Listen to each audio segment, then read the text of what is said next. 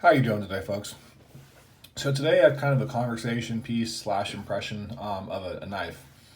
So this is the DSK Javelina. It's one I've had for about a month and a half now. Have used the hell out of, and I am phenomenally happy with.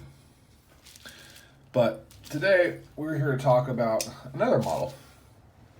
This is the DSK Diamondback. Now, I just want to take a second. Look at that action. There's no wrist flick. There's no anything. The shaking is because I'm on camera. Absolutely rockets out. This one has a kind of a crazy looking finish. It's not a coating. I actually spoke to Dan, just kind of like sort of like an acid wash type of thing, but just done in a very artistic, very trippy way, which is mirrored on the actual scales themselves. Absolutely beautiful. So the only weird thing about this knife to me is this clip. So when you're carrying it, you're going to have about that much sticking out of your pocket. And if you think about it, this isn't a very big knife. So to have probably over a third of that sticking out of your pocket, that's a kind of a strange design choice. Now, as far as the relevancy to that, I get this. It's supposed to be a tactical knife. The whole like deep carry concealed thing is very much like an EDC type of thing. If you're dealing with a tactical situation, you want to be able to access your stuff as fast as possible and dig it around in your pocket because the clip is so damn deep carry. Like this is today's EDC. Digging around in that, trying to find it as it pops out for almost nothing, doesn't really work out so well. So I understand why it's like that. It's still a different thing. By the way, my apologies for my freaking dirty ass hands. Just got off of work. Have not had time to take a shower, do literally anything.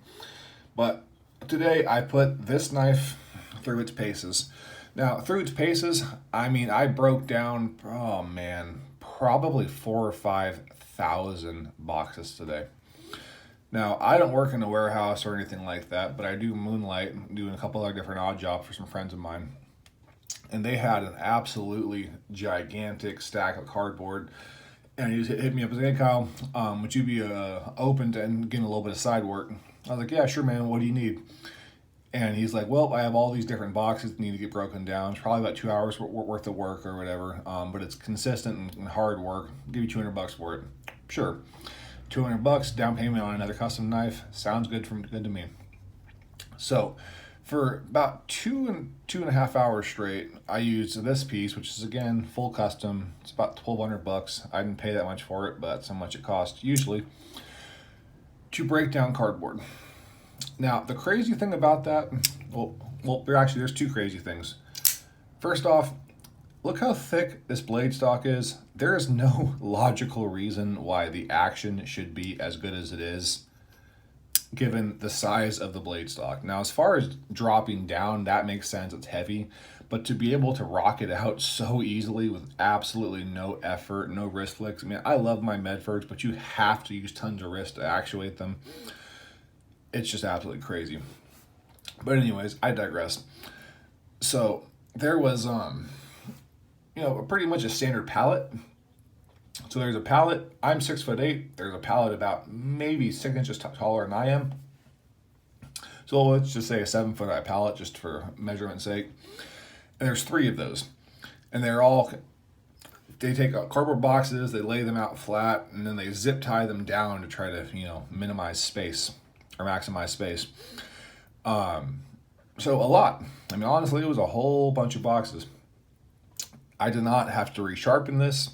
This is CPM 154 steel. It performed phenomenally. There is no real damage to the edge as far as I can tell. No chipping, no rolling, no nothing, because the heat treat on this is absolutely fantastic. There's no damage to the coating, or not coating, the kind of staining work, but you can still easily get scratches on it and other stuff. The handle is still absolutely perfect. The ergos are fantastic. It was like this all day. Just going through all day. I was absolutely blown away. Now, this is again a full custom knife. And there is this weird opinion. You know what? I don't know. I'm gonna break that down. I'm not gonna call it weird. People can have their own opinion. They can think what they want to think. They can use how they want to use. I'm not trying to be that whole gatekeeper type of person. So let's make that very clear. But there's this thing that I consider weird going on, or people buy these knives and then they don't ever actually use them. Doing what I did today probably would be considered blasphemy to some people. And I understand it's an expensive piece, but this is very much about functional art. And as a functional art piece, this DSK Diamondback, it goes as a DB V2, which is Diamondback version 2, is absolutely phenomenal. Oh my God, I was so blown away. It's ridiculous. I don't have anything bad to say about it yet. Um, hey Dan, comes to numbering your knives, brother. If you can get a little more of a steadier hand, that kind of killed me. I was like, oh yeah, limited piece, hell yeah. I saw that. I was like, oh. I mean, I get it, going through hundreds of these, and you're doing just basically a standard little grinder piece, but that's kind of sloppy. But otherwise, that man, the clip, which again is by no means deep carry, it did carry very nice. This is a pretty damn thick knife, and it just disappeared in my pocket, which is a minor miracle. The milling is fantastic. There's no sharp edges to it, but it gives you just enough to where you can pull it and grab just fine. This knife is absolutely designed by a master. And again, I really got to keep on harping on this action, or harping's the wrong word, keep mentioning this action. There is just no reason at all. The action on this knife should be as good as it is. That's just blows me away. But that's going to be it for today, folks. Again, this is not a review of first impressions or overview. This is just a conversation about a knife that absolutely blew me away. I love you guys, and I was happy to share with you guys this little experience of mine. So if you are on the fence about DSK Tactical, Dan Sullivan Knives - Tactical, definitely pull the trigger.